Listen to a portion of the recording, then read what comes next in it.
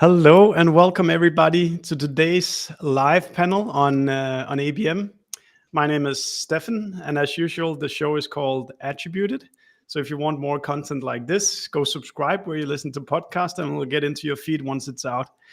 Today, I'm super excited because we're featuring a panel of three, and then me, really smart B2B marketers that are going to be together with me exploring what works in account-based marketing. That's probably a translation to what works in B2B marketing nowadays.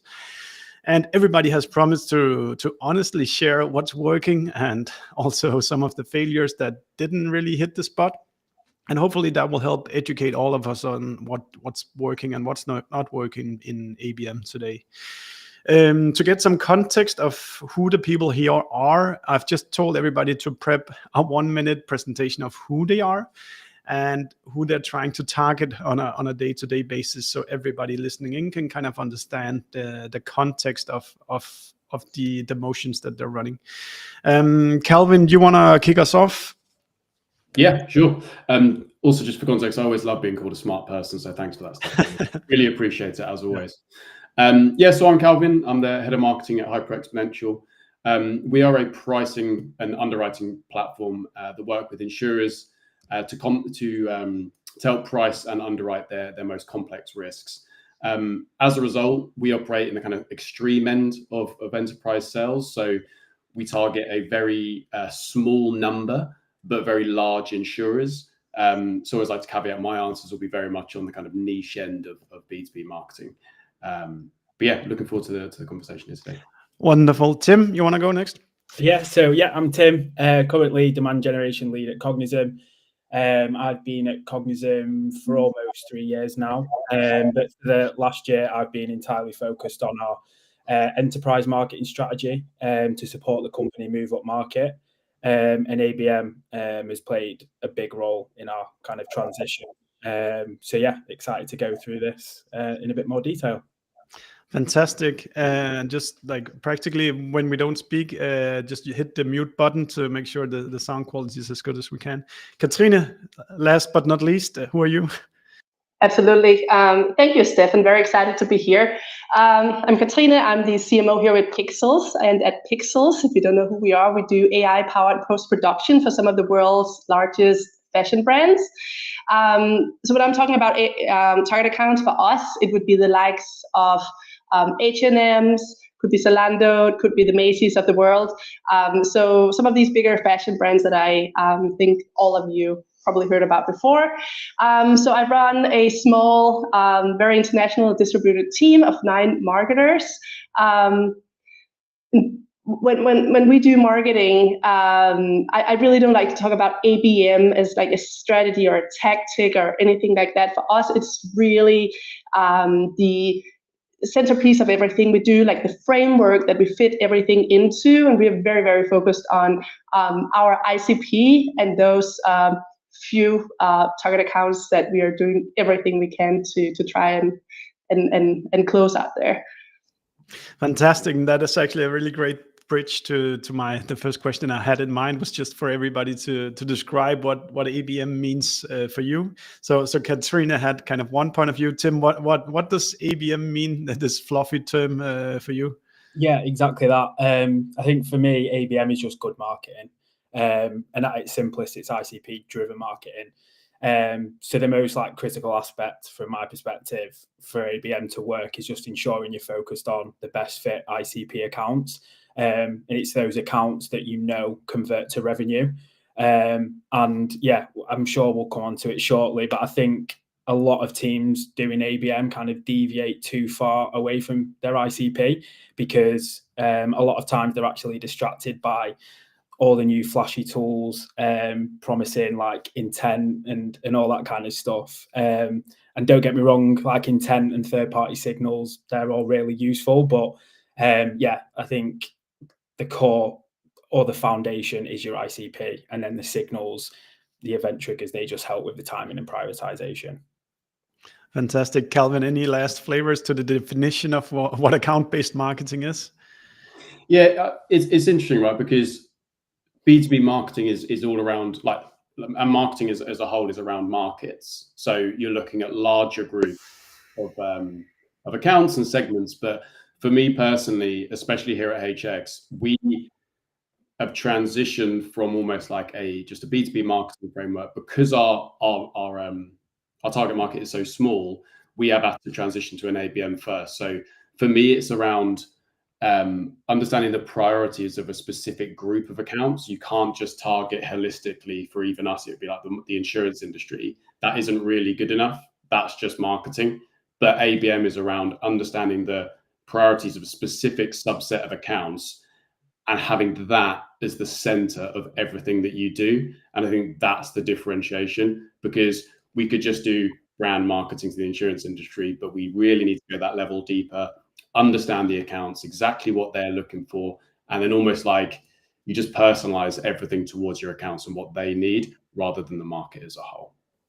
We're already touching a lot of good subjects here, like how much to personalize, which accounts goes on the list. But maybe let's start with the list of, so ABM is about, we select some specific accounts. Which accounts are those then? Katrine, how do you go about the account selection at Pixelz if you have to go explain people how, for example, H&M gets on the list versus another company who doesn't get on the list? Right. Steffen, I think this is the boring part though. Because at least if you do what I would call real ABM, it's simple. It's like really, really simple. As long as you go after like a relatively small amount of like really big accounts, it should be completely obvious to you who those are, right? What's a good match? So basically, how do we do it? We just look at our best customers. I think this is a April Dunford analogy. We look at our best customers, figure out who are they, and now we're also looking at why are they such good customers, right? We're not just looking at revenue, employees, any of that. It's not super relevant, honestly. Looking at why are those customers such a good fit with the product that we have, and then based on that, we try to figure out what are the other companies out that they're not currently customers who will fit into that bucket. And I think if you work with like large accounts, it sounds like it's what we do here. If you work with really large accounts, it doesn't necessarily change that much. I mean, the way we work with it, right? Each sales rep, they get to pick maybe somewhere between 10 and 20 accounts each half year. And then we'll focus on those 20 accounts. We'll set up meetings in the beginning of the period with sales and marketing. We'll go through each account and really talk about who are they, why are they a good fit with what we offer? What is the goal for this period? I mean, in the beginning, all the sales rep wanted to say it's a closed one account, right? But it's not. Often it's just like meet them in person, understand their pain points. What's their goal? How can marketing support them? We'll do a meeting halfway through, and then we'll follow up end of that. So really understanding why our best customers are our best customers, and then go from there and trying to find the accounts that fit those the best. At least that's how we've done it. So many questions already, and the sales team seem quite spoiled that you can kind of just go take orders and then you'll make sure to warm up the accounts for them. Do you sometimes have to push back on some of their suggestions because they're not kind of the ideal customer of your product? Absolutely. Both on some of the account selections that they do, but also some of the things that they're asking for, right? Often it's like, can we get a one-pager? Can we get a case study? But I also feel like it's because they don't know what else to ask for once in a while. So yeah, sure, we push back on. I mean, I think from account selection perspective, we don't get too involved in that unless, well, I guess the problem is if they go beyond our industry, right? We don't actually have a lot of relevant content, and then it becomes an issue because do we even want to use resources for creating content that's not for our industry? Because even though we do create content with one account in mind, the beauty of that is that usually it can be used across a ton of different accounts even after, right? Super nice. Tim, who decides which accounts gets on the list at Cognism, and do you have kind of certain criteria that the accounts needs to match before you can get into Tim's list? Yeah, so well, just for context, I think it's important. So our ICP is SaaS companies 1 to 5k employees, SDR headcount in EMEA greater than 10, blah, blah, blah, blah. So I'm just looking at things from a slightly different lens here. But going back to your point, Steffen, I think the biggest thing that I've learned is shortlisting accounts for ABM is part data analysis. So that's done from our side. So from all the analysis that we've kind of got in our CRM, are we kind of comfortable going after these accounts? And then the second part is almost like sales validation. Do they want to veto accounts? Are they happy with those accounts? So I think it's got to be a blend of the two. It can't just be marketing saying we need to go after these accounts. I think it's got to have that buy-in from sales as well. But if we're then talking about identifying and shortlisting accounts for ABM, from my perspective, it comes down to two things. So it's being able to identify the right accounts through ICP analysis, signals and scoring methods that's one thing. But what then we found to be really effective is like supplementing all of that with trigger events to then go and engage those accounts. So event triggers like competitor renewals, close lost opportunities, because the big thing is like people don't just wake up and go, oh, I want to buy a CRM today. I want to buy a data provider today. There has to be a compelling reason or some kind of trigger event for that person to then go and enter the buying cycle. So it's really important for us as marketing to try and identify that trigger event, so we can then go and capture that demand. And we're then using those like triggers and like those compelling events to then go and create the campaigns. So we almost use like a signal stacking approach to score accounts and identify the right accounts to target. And then we're leveraging those compelling trigger events like a competitor renewal, a close loss opportunity to then develop like a really strong campaign narrative that can be used to then go and engage those accounts. Very nice. You said competitor renewal. Maybe can you say a little bit more about that topic? Yeah. So essentially how we kind of run our kind of 1 to few campaigns is we run them in quarterly sprints, and each quarterly sprint will have like a specific trigger event that a campaign is attached to. So for example, a competitor renewal, we would look at our kind of tier 1 competitors. We would shortlist the accounts that, based on our CRM details, are coming up with a renewal, say in the next quarter or the quarter following that, and everything will be really revolved around that messaging that we would look at, like why they closed loss from us, from that previous competitor, and all of that messaging would relate back to the data that's in our CRM. Ooh, that sounds like a good tip to make sure that the sales team actually writes down if they lost the deal, so you can kind of cycle back at the right time. Exactly that. And another thing that we're actually looking at now is almost building a ChatGPT prompt that integrates with Gong. So anytime an AE is doing a discovery call and they're mentioning, say we're just researching tools now because our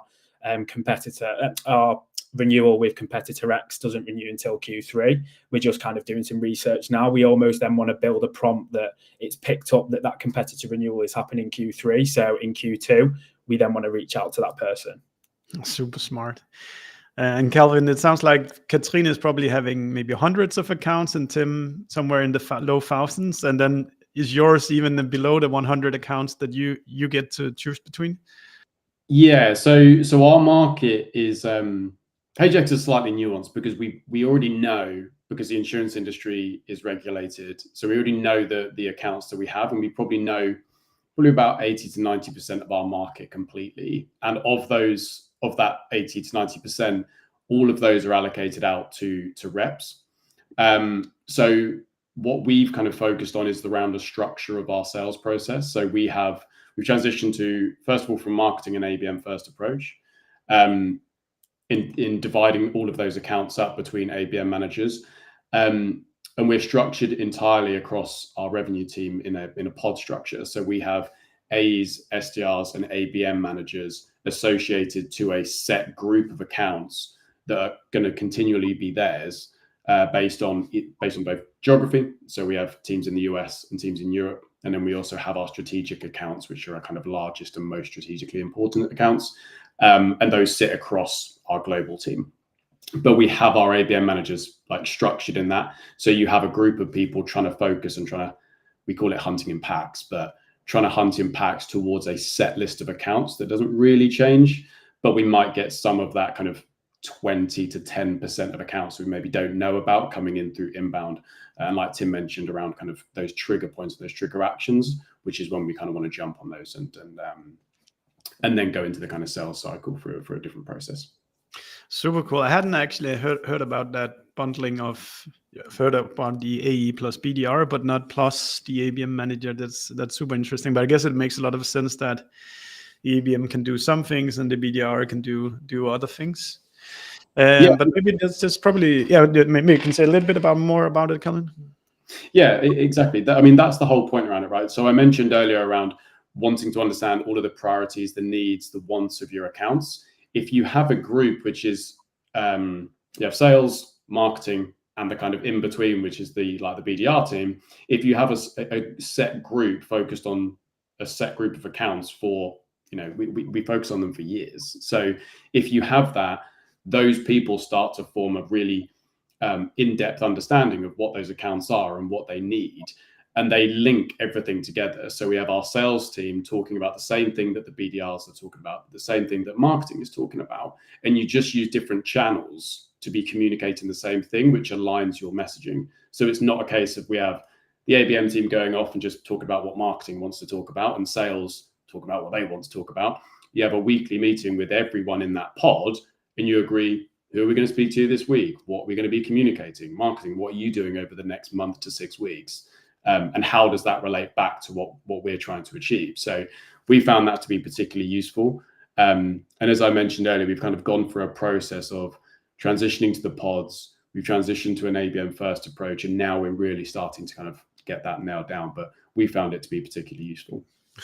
Sounds like everything's just nicely aligned and there's no problems in HX or anything like that. None whatsoever. Wonderful. Maybe so if we change chapter now from say we've agreed upon the list, what is the next step from like having the list to doing the first steps in the ABM process? Should we call it maybe planning? Kind of, we have the list. How do we then plan the activities? What is the time frame that we operate within? How much budget do we invest? Katrine, how does it look? You said did you say half-year cycles or something like that? Maybe you can start by saying a bit what happens once the planning phase starts. Right, and we've tried quarterly cycles, but with the sales cycles that we're looking at, right, it really just doesn't make sense to only focus on one account for a quarter.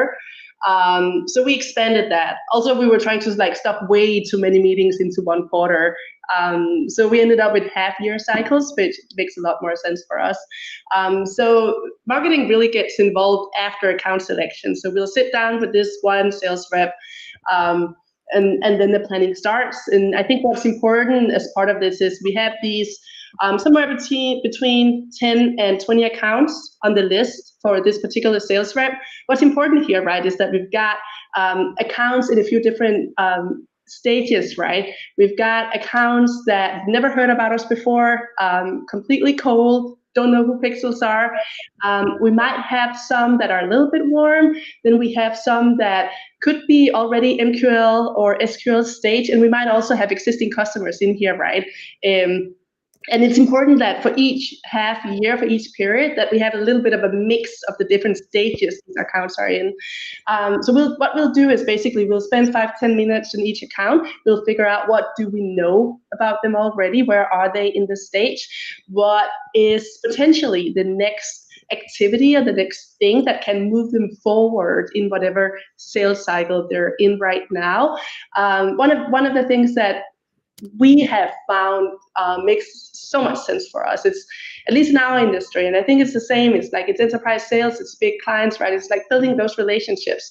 So for us, we do a lot of things to see how can we get in front of this account? How can we meet them face to face? How can we get to know them? Because and all of this, of course, to understand their pain points, to understand how we can help them. So that is often what we spend that time on, is like where, how can we actually build those relationships and meet with these people, and who are the people that we need to meet with, of course. So that's the next step for us. And then we also, sometimes it can be, okay, so this is an auction house. Have we worked with any auction houses before? What kind of content do we have? Can we feed them this? What's the best way of feeding them this? Should it come from marketing? Should it come from the sales rep? So it actually really depends. This is now like customizing the next 6 months for each of the accounts that are a part of the list. It sounds super cool. But there must also be, when you say meet them in person, there must also be like a physical dimension to kind of consider. Once you have all the named accounts, how can you actually get in front of all these accounts then? Absolutely. And what we found, right, is that it can be pretty hard for a sales rep to just like reach out and set up a lunch meeting. It's not as simple as it sounds. So what we do, and we've been doing for quite a while now, we have our event series, right? We have 2 big flagship events, one in US and one in Europe. And then we have smaller local events. So we try to plan our events around the target accounts where they're located. So maybe we'll have a local event in Berlin. We just got back from London. We had one in Barcelona. We might do one in New York, Canada, West Coast, all of that. So it really, that is a big part of the program as well, because we know that getting that like physical touch point, getting to meet them, and maybe extending an invitation or maybe a speaker invitation from the marketing team sometimes is much more effective. There's a little bit of an ego play there, right? Than like a sales rep trying to set up a lunch. So that's something that we spend a lot of time and resources on, is the event part that's part of the ABM program. We definitely need to go deeper into that later as well. Tim, how does the planning process look once you got the list at Cognism? What are the steps you do to prepare? Yeah, so we run a very traditional like ABM program in terms of like the one-to-many, one-to-few, one-to-one. But so once we've kind of got the account list mapped out, and this might answer Kendall's question, but what we do is we take the workable pools for each individual SDR and AE pairing, and we basically tier them. So we rank them from bronze, gold, silver, and platinum. And basically how that tiering approach works is it's all built on ICP criteria, but the criteria gets a lot stronger as you move down the tiers. So for your platinum and golds, like they are like the creme de la creme. They've got all the ICP criteria. And what we would do is we would then take all of those accounts across like the different SDR and AE pairings. They go into like our one-to-many campaigns. So that's like you're always on like all year round, and it's all the messaging is hyper personalized to all of those accounts across those different tiers. And then, as I was saying, with the with the quarterly sprints, what we then take is the gold and platinum tiers, and then they go into we basically then start overlaying the signals into those gold and platinum tiers. And they will kind of be the accounts that will run in the quarterly sprints. And then what we then want to be able to achieve is the one-to-one, which is purely built for the open opportunities. We then run one-to-one campaigns in line with the quarters where we generate the most revenue, because our one-to-one campaigns are purely open opportunities. So again, we would hope that majority of the accounts in that platinum tier are now in the one-to-one, and they're exclusively then focused around the one-to-one layer. Super nice. Maybe I think that for those who haven't heard about it before, the one-to-one, one-to-few, one-to-many, can you maybe just explain that kind of pyramid a little bit more? Yeah, so how I kind of see it, and we've tested it so many times, but yeah, essentially for us, and it was going back to what Katrine was saying, that ABM shouldn't be a standalone tactic. It shouldn't be like an extension of your demand generation program, because I think that's like a common pitfall that ABM marketers fall into. It's like they're maybe getting told from their CMO or the CEO that like, oh, we need to do ABM. So they're almost then just running it as a side project into everything else that they're kind of already doing, whereas it has to be your overall marketing strategy. And sometimes because you have like the one-to-many, one-to-few, people just try and shoehorn it into like different places. But how we've kind of built it out at Cognism is our one-to-many, one-to-few, and one-to-one, they actually have specific goals and objectives. And we've also almost like made it into a growth framework that in terms of like the one-to-many is like our brand play, like it's all about like brand recall. We want to establish trust within those ICP accounts. The one-to-few, again, that we run every quarter, that's there then to capture that demand. So the one-to-many is to drive the demand. One-to-few is to try and capture that demand, drive pipeline. And then the one-to-one is then to really expand the deals when they are then an opportunity. So that's like how we're kind of running the traditional deployment models at Cognism. Super cool. There's a question from Angelica. Tim, how much of the personalized content for your gold and platinum tier is coming from automation as versus manual touch points from SDRs? Yeah, so the gold and platinum as well as the bronze and silver, they would all still be manual touch points from the SDRs. Like we still want the SDRs outbound into them, or else we wouldn't have added them into the account list. However, the gold and platinum, they're the ones that the SDRs are prioritizing every day. And again, like the triggers and the signals that we've got like built into all of like our CRM, etc., they're being then used to fuel the SDRs outreach. So I'm lucky enough to obviously have Cognism. Our SDRs are lucky enough to have Cognism. So we get all those kind of different signals, whether it's job join signals, it's hiring signals. So they're then able to really personalize at the account level to be like, oh, hey, notice that you're hiring 10 new SDRs in EMEA, Cognism's platform for EMEA, blah, blah, blah, that kind of thing. So I'd say from the SDR perspective, the gold and platinum are really, really personalized, whereas the others might go into an automated cadence. And then from our perspective, again, the gold and platinum tiers, they're in that quarterly one-to-few campaign that's tied to a compelling event. So we're as personalized as we can be on a broader scale. Super interesting. Calvin, and then for the very few accounts you guys, few but large, how does planning look like in those kind of hunting packs? Yeah, so for context, so our buying process, or like our selling process, is easily the most complicated I've ever worked in. So it takes an incredibly long time to get these accounts in the door. So rather than going through the initial planning process, what is we operate in quarterly like cycles to go after our priority accounts, and that's to open up opportunities within them. So that will be the AEs working with the SDRs and the ABM managers to say, this quarter, these are the priority accounts that I would want to be opening up an opportunity with to hopefully be selling over the next year. How we then work is within those accounts, we almost have a one-to-one, one-to-few, one-to-many approach, but at the kind of contact level. So we know that our buying committees have about 5 to 15 people associated with them. So those would be people with buying power within our accounts. So those would be the kind of like one-to-one approach. That's where we really have tailored messaging, and that's where it's like everything is really thought through and trying to move them along the buyer process. Then we'd have the kind of next level down, which would be our second priority people within that account and how we want to go after them. And then it would be the kind of third level down, which is more like awareness and kind of understanding what HX does. So that's where the planning process will come through, where the AE, BDR, and ABM manager will work together to figure out exactly what those tiers within the accounts, what do we want to be doing when it comes to like a demand generation focus? Like how do we try and get more contacts within those accounts? How do we engage our champions with a really bespoke, really personalized message and maybe event or something like that to get them engaged over time? So that's how usually our structured process would work. But because our accounts are so, the number of accounts are so small, everything has to be kind of like very thought through, especially the further up that you get when it gets to the kind of champions and like tier 2 contacts.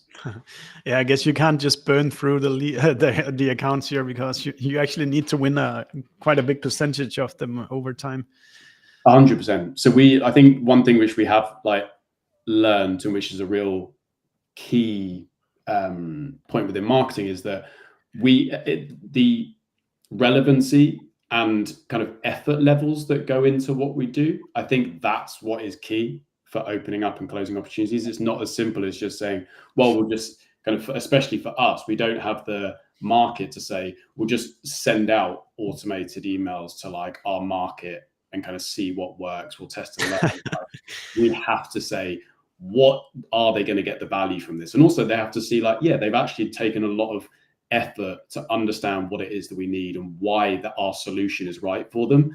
That takes a lot of time, takes a lot of planning, and we need to get it right almost the first time. It's not a case of saying, well, we have 30,000 accounts, so we'll test on this 5. It's like, we only have 500 accounts anyway. So we don't really have room to test. We have to make sure everything works. So yeah, it's a bit more of a kind of thought through planning. Brilliant. Let's maybe change chapter again now to say, we've selected the accounts, we've done some planning. What are then the actual activities that you guys carry out on a quarterly or 6 months basis? Tim talked a little bit about some always on advertisement, but what are the specific things, the specific activities that you spend your time planning and executing then? Katrine, you can maybe start again on this one. Sure. And Steffen, the right answer here is that really depends on the account, right? But we do have our 400 and something overall list of target accounts, where we do have some always on campaigns that are always living there, especially through LinkedIn. So of course that is turned on, but what we also do on top of that, we take those 10 to 20 accounts per sales rep, and we'll upload that as a LinkedIn audience, narrow it down by job titles, and then we'll run thought leader ads from those sales reps talking about pain points. So not only are we as Pixelz top of mind within those that small subset of prioritized accounts, but so is the sales rep. So the thought leader ads combined with these very narrow, and it's funny, right? Because when I set up these audiences, it's always like this audience is so small, you want to make it bigger. I'm like, no, I want it as small as possible. So that's one thing that we do. And then, so this is like this is a digital part, right? For us, then we have a ton of other much more personalized activities that we build on top of that. And now that depends on the account, where they are in the sales cycles, how well we know them. Could be an invitation to a podcast, could be an invitation to an event, could be dinner.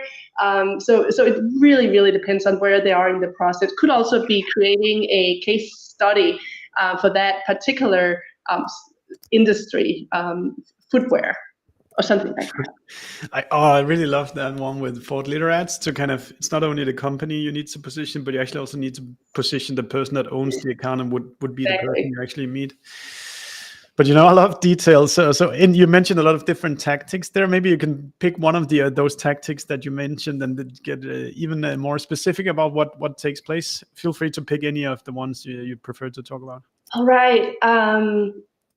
I think maybe, and I touched upon this a little bit before, one of the things that we do from a marketing side of things, right, where I feel like we can make a difference is for us, reaching out to the decision makers or champions within our target accounts, right, feels much less pushy than a sales rep doing the same thing. So when we need intel, when we need to understand like pain points of a specific account where we don't know them that well, then trying to get them on our podcast, or because then we spent like in almost an hour just talking about who they are and what they do, right? And this is marketing, it's not the sales rep. Or inviting them on as one of our keynote speakers at one of our events, and doing stuff like that, playing a little bit on their ego, and having marketing being the ones that reach out, right? That's something that it seems to make a lot of sense, because it seems very much less pushy or salesy than when you have like a salespeople doing the same thing. And that really opens up the door, right? Because then of course sales rep will be at those events. The sales rep will listen in on that podcast. So it does open up the door for them to also get to know them. So for us, it's really this like whole relationship building and being able to get to know them on a little bit of a deeper level. Very sneaky, but I like it. I really like it. Hope Tim, Tim, listening to this today. Tim, let's start with this question and then over to you. What kind of things you guys do at Cognizant? Can you speak to how you define personalization and across which touch points you see being the most impactful? Yeah, so I will touch on that. So I think just kind of expanding on that, I think in terms of ABM, everything has to be multi-channel, right? Like I'm kind of focused on enterprise. The buying committees are so big that you'll never be able to engage everyone on a single channel effectively. You very much have to adapt and serve them dependent on the channel that they prefer to use. And I think like the second thing is like more and more companies are now adopting ABM, which then makes it even harder to stand out and capture people's attention. Like going back to like the personalization, like it's not just enough to add a company logo on an ad and say, oh, hey, company logo, blah, blah, blah. Like, again, like going back to the point that everyone's kind of doing ABM, like LinkedIn advertising, in-person event, those two are like the most predominant channels that marketers are using for ABM. And they're both like really great channels. It's what we do at Cognizant, but what we also recognize is you're going to get lost if you're only focusing on those channels. And what we've actually done is map the sub-personas and seniority to the key channels that we're more likely to engage them on. So using direct mail and networking events to engage the decision makers. We have like a virtual cold calling webinar series with Morgan J. Ingram that's used to engage the individual contributors, like build some champions in the account. And then our LinkedIn advertising, like the personalized landing pages, they're just for wider account penetration. But I think like just following on from that, like the next stage is then actually trying to join up the channels to then almost create like a really personalized journey. So something that has worked really well for us is sending our CMOs, sending CMOs and marketing directors a free copy of our CMO's book, Alice DeCourcy. And yeah, basically we'll reach out to them, send them a free copy. If they claim the gift, it then triggers an SDR to then send an email with a personalized demo. But then most importantly, the email is actually linked to their role and the chapter that is most relevant to them. So for example, maybe we want to send a book to someone that does ABM. So it's like something like, notice that you're leading ABM at Cognizant, recommend checking out chapter 6, which covers our ABM strategy in a bit more detail. PS, here's a quick demo bespoke to Cognizant on how you can shortlist accounts for ABM. And then again, like the demo is hyper personalized to them. And we've seen like loads of success. Like for us, the marketing persona is like a key influencer in the buying process. So a lot of the times, if we've never got like a direct response back to book a meeting, we can then see it being shared internally across the entire org. And we know that then the marketer is starting to influence like the sales persona and bringing them into the conversation. But yeah, I'd say ultimately to engage an account properly, it's about firstly mapping the right channels to the right person, identifying the channels that are underutilized by other teams, but then saving your personalization for the most important decision makers. That's a really smart way to kind of getting some scale on the personalization, that the book is filled with chapters that kind of fits the different job roles. Yeah, it makes your job easier when you're a marketer and you're selling to marketers. That's super smart. The book is in our office as well. Nice. Calvin, maybe the tactics would be a bit different at HX when it's even larger accounts than what Katrine and even though H&M is a pretty big account, it's still larger accounts or fewer accounts. What are the tactics if you get a bit specific on what are the teams doing in terms of ABM with you guys? Yeah, I think in general, I think that the channels and tactics are relatively similar. One thing that like Tim mentioned around direct mail, that's something that we found to be particularly useful. But once again, it has to be personalized and relevant to people, right? Like just sending them stuff is just like, okay, whatever. But if it's something that's really relevant to them, that you can clearly articulate why that's relevant to them and just show that you put thought into it, we found that gets a hell of a lot more engagement than just random acts of Before you say anything else, Calvin, do you send them to people's home addresses or do you send them to the office addresses? Depends. It depends. So for those that we already know, so sometimes like we will already have like a ongoing relationship with them where we will ask them for their addresses and they will just give us where they want to send it. That's where we have existing conversations with them. But like you said about being able to claim gifts and send them like a kind of link to something, that's where they just get to put in whatever address they kind of want. It's rarely the case that we would send them like cold direct mails, but we would usually send them something relevant for them and then ask them to claim it, and then they tell us where they kind of want it to be sent. Okay. I've been thinking about that a bunch, so I'm glad to hear how you're doing it. Yeah, I mean, we had that conversation last week, funnily enough, about where we should be sending things to people, because we use it at the moment to build on relationships that we kind of already have. And for some of them where a lot of the time for champions, when you're trying to get direct mail to them, that you're using that as like a conversation starter. So you haven't had a conversation with them yet, but we're debating about the effectiveness of doing that cold compared to just like sending them something relevant in terms of like an email or something like that about why you want to send them something. Like there's no point in just sending them something. It has to be relevant to something else. Otherwise it's just like, that's kind of weird, but it has to be relevant to them. So asking them for that, and then you kind of start that engagement, it helps move them and increase their kind of what we call like RAG statuses. So if a champion is red and we're struggling to get engagements with them, what tactic can we try to do to just get them to respond? And sometimes that's even just a response to say like, thanks for the gift, that's super useful. Like that's a conversation starter for them. In terms of specific for HX, what we found something useful from the pods around content requests.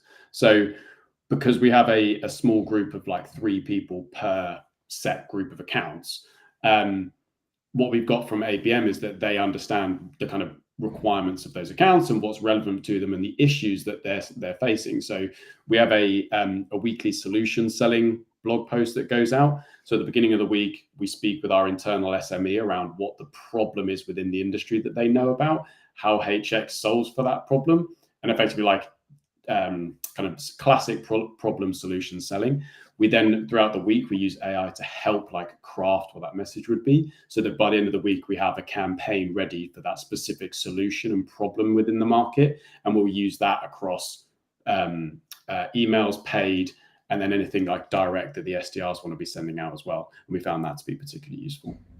Really nice. So many questions and so little time. What are the kind of outcomes you're trying to achieve with ABM? And here I'm not thinking you should say revenue, but more like, is it awareness you're looking for? Is it that kind of nice first experience? Is it a sign up to a webinar? How do you think about kind of the things you want to achieve with your account-based marketing activities, Katrine? I mean, ultimately, right, it's a close one booking, it's the revenue. But we do set these goals for every 6 months. What were we trying to achieve? How many accounts did we actually achieve that with? But for me, it's also very much it's probably the same thing for a lot of us, right? It's like nobody wants to go out and find a new post-production vendor unless they really, really need to. But what I want to make sure, but I guess this is a goal of all marketing, right? What I want to do is that moment when someone needs a new post-production vendor, they think of Pixelz first. I mean, and not just Pixelz. They think about like specific people here at Pixelz. They know exactly who to call, who to go to, right? So when that moment occurs, we're top of mind, right? So I mean, that's I think the overall goal of what we all want to do. And are there any kind of other, besides that, I think that's a really good first goal. Are there any even more micro goals than getting on the day one list? Oh, I mean, sure. It's like attending a live event, attending a webinar, all these smaller things that just so we know they know who we are. Of course, we track all of that as well, but I mean, it's in the end, it's revenue, right? You can't pay salary with that. Tim, how does what is just your kind of goal list look? Yeah. Amongst you, probably split them into those different tiers that you mentioned, right? To be honest, I'm actually looking at every account on just the individual basis. I think sometimes what's overlooked is like the leading indicators. Of course, like when I'm reporting to my CMO, it's the high level metrics, number of accounts we've converted, pipeline, revenue. But yeah, like a big thing that I'm looking at is like the performance metrics before they even MQL. Because I'm a big believer that if an account doesn't know who you are or what you do, they'll never buy from you, which is just so important. Like, it's why it's so important to track everything that happens before an account MQL. So like main things I'm concerned about, or like what the dashboards I've got set up tell me, is like account penetration. So essentially the number of contacts reached per account. So that kind of really helps assess whether like me and just the ABM marketing, as well as the SDRs, are building the right relationships and achieving sufficient coverage across the buying committee within each account. And this is then also really powerful when mapping these metrics to an account's like individual engagement score. So for example, if an account's engagement score is really high and the number of contacts engaged per account is really high, it's potentially telling me that it's not the right time now. Like the SDRs have done a lot of work, we've done a lot of work to bring them up to a high engagement score. So it's probably telling us, right, let's deprioritize. But likewise, if an account has a high engagement score, but the SDRs have hardly reached out to anyone, like when I'm meeting with the SDRs on a bi-weekly basis, I'm calling that out. I'm asking why. The level of threshold of engagement isn't there, and then just making sure that the SDRs start prioritizing that account more. And I think another powerful thing in terms of like attribution and how like ABM is performing, I also look at like meeting book conversion rates against the account's engagement score. So ABM to me, and just marketing in general, should like operate as an all-bound motion. It's like one team, one goal, one dream. I'm not really bothered if an account comes inbound or it's booked in by an SDR, if it's like being deemed as like an account within the ABM program. I just want it to then convert into pipeline and revenue. But another thing I do want to know, if SDRs have a higher success booking meetings with accounts within the ABM program and those accounts that are higher engaged, because when I'm communicating ABM success upwards, I can say every account booked in by SDRs had an engagement score greater than 80%. Whereas if you look at accounts outside of the ABM program, they're only converting at like 3%. And that way I can still show like marketing's impact, even if it's not being directly attributed back to marketing. I can really relate to that. Like whenever I get an outbound call and the second I hear it's a brand I don't know, it's just like, dude, I hang up. And that is because like if there's some kind of brand awareness, okay, you'll get your 10 seconds, 20 seconds to pitch at least before I hang up. Yeah, exactly. And the SDRs are on about it all the time. They want that groundswell. They want a warm cold call. Like it makes the call so much easier if they're picking up the phone and they go, oh, hi, it's Tim from Cognism. They're like, oh, Cognism, like I see your ads all the time. They're really relevant. It just then makes it so much easier. But ultimately, if they get a meeting booked and the account is highly engaged, it then again just looks really good from our side that if outbound are generating more pipeline than marketing, at least we can still show we've done enough to actually help them book the meeting. That makes a ton of sense. And what about you, Callum? What are kind of the micro targets that you guys are trying to achieve with your ABM?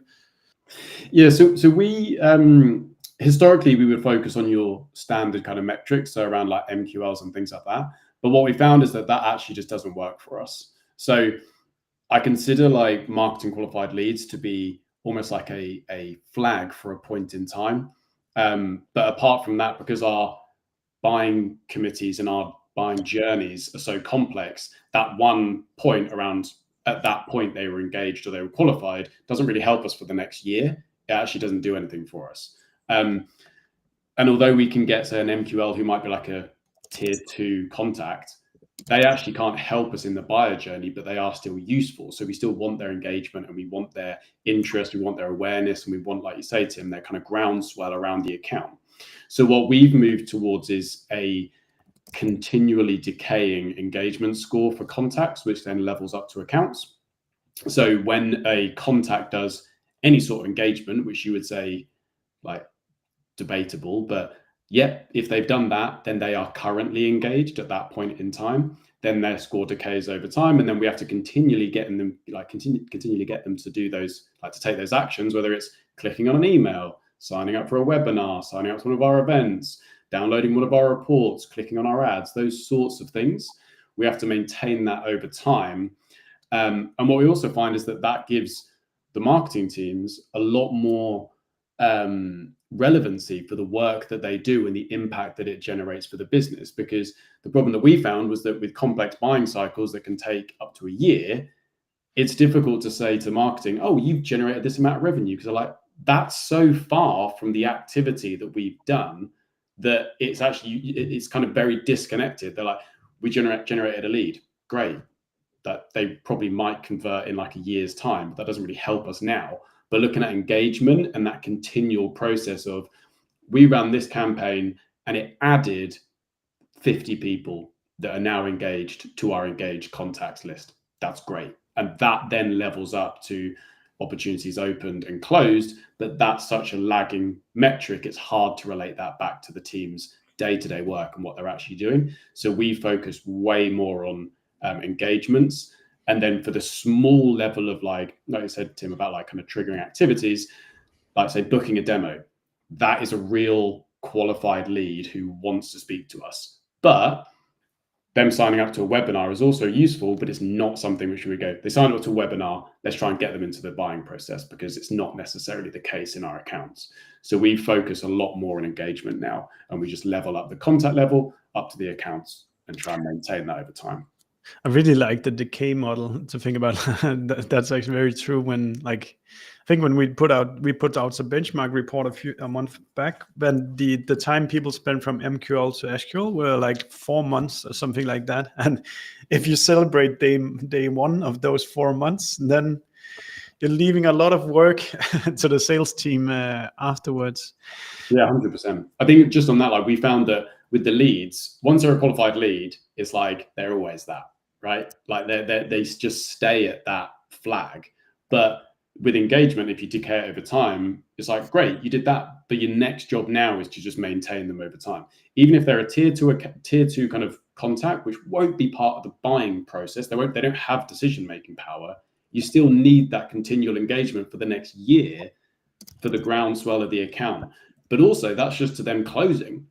If you don't have that engagement once they become a customer, you have to start all over again. Say, actually, we need to engage all the tier twos now, because they're actually the practitioners that are going to be using the platform, and most of them don't know who we are. So you need to continually engage them over the whole buying journey. And doing that, I think, is through a decay model where you can just continually see that actually these contacts are now no longer engaged. What can we do to get them back in, rather than being like, they're MQL, so that's all good. Brilliant. Before we round off, I would love to hear a little bit, just a few words about what you ask from your sales team, because I think we all know, us who are listening here, we know kind of some of the marketing tactics to pick and choose from. But when is it that things work great together with the sales team? What is it that you ask your sales team to do? And what is it like? Where's the cutoff between what's sales, what's marketing, and particularly in that sales end of that, what is it that you want them to do? Calvin, you can do the first round, and then Katrine afterwards. Awesome. Yeah, I think there's a couple of things. So first of all, priorities. We have a blend of priorities in marketing that are marketing focused, but also that are super relevant to sales, to show we prioritize you and we are here to support you. So your priorities are actually ingrained in our team's priorities as well. So that's the first thing. I think second of all, understanding the buyer journey. So we spend a lot of time speaking to our sales team around, what are you speaking to accounts about? What are they asking about? What's happening in your meetings? Like, what would you find useful? And really taking that back into what marketing is doing, whether it's through content or how we're structuring like the agendas at events or what we talk about in our webinars. That I think is super important, because marketing, I do think in a lot of companies can be so separate that actually don't really understand the buyer journey. They just think it's just like the market. But ultimately, we need to complement the buying process and the selling process. And I'm trying to get more feedback from sales around what they're talking about and what's valuable. I think is super useful. So we found that's particularly useful. Awesome. Katrine, what do you want your sales team to be doing in this ABM process? Well, a few different things, but I think one of the most important ones is really the account research from the get-go, right? We need to understand who are the different stakeholders, what do they care about, and what are the pain points. So that's one thing, right? Without that understanding, it's really, really difficult for us in marketing to be able to really support them with anything. Then the second thing, at least for us, we're so event heavy. We really, if we are putting on an event, we're only doing that if we know we have the right target accounts in that location, and the sales team plays a huge role in making sure that they're invited and they show up. So that's a big one as well. Cool. And Tim, what about you? What is you whip the sales team to do? So I think it's just like accountability. So it's like we've got the accounts tiered, work the right accounts, don't deviate away from the account list. And I think that just comes with like education in terms of like, this is how we've scored the accounts. This is criteria that we're using to score the accounts, almost like getting buy-in from them to actually then really trust you. And then the second thing is like actually digest the information that we provide to them. So for example, like we give visibility on what's happening in specific accounts. We use the customer journey maps using Dreamdata to show SDRs which pages they're visiting, how many touch points an account is getting. Again, so it just almost gives them that assurance to be like, yeah, this account is really warm. I need to prioritize it. And so, yeah, it's really just actually like digesting the information we're giving them, but then using that in their outreach. I would say they're the main things. That sounds like a fair request as well. Okay, guys, we're almost out of time. I would really love you guys to just give one short advice, or your one short best advice to ABM this year, for people to kind of like go home and reflect upon this. Calvin, you want to give it the first shot?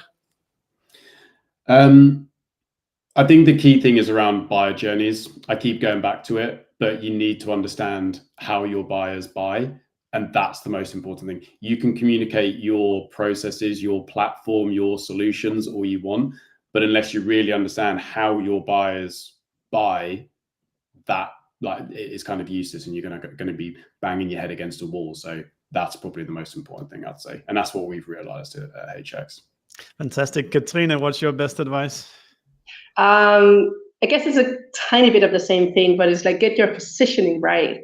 Understand why your customers are your best customers. Understand who should be on that account list, and then get your positioning right. Because if you try to run an ABM program, if you put all your eggs into this little basket, and then you don't know your customers, you don't have great positioning, then it's probably just going to be a big waste of time. Wonderful. Tim? Yes. So big thing for me, don't rely solely on intent to shortlist accounts. You don't need a 100K ABM tool if you're just starting out with ABM. Like, you really need to get your ducks in a row, just get the basics right. ICP is your foundation. Signals like intent, they're really great, but they come second. They help with timing and prioritization. If you deviate away from ICP and only focus on signals, you're just going to end up having a very leaky funnel. Fantastic. All right, we're out of time. I really appreciate you guys for taking the time to do this panel today. I really learned a lot, and I think that the listeners did as well. All of your LinkedIn profiles are associated to this event, so I advise anybody who listened in to go connect with you guys if they have any more questions. And I just want to say thank you to everybody for listening and spending the time with us. We really appreciate it. And if you liked what you heard, then go subscribe to our podcast. That would be super nice. Guys, thank you so much for the time, and all the best with your ABM and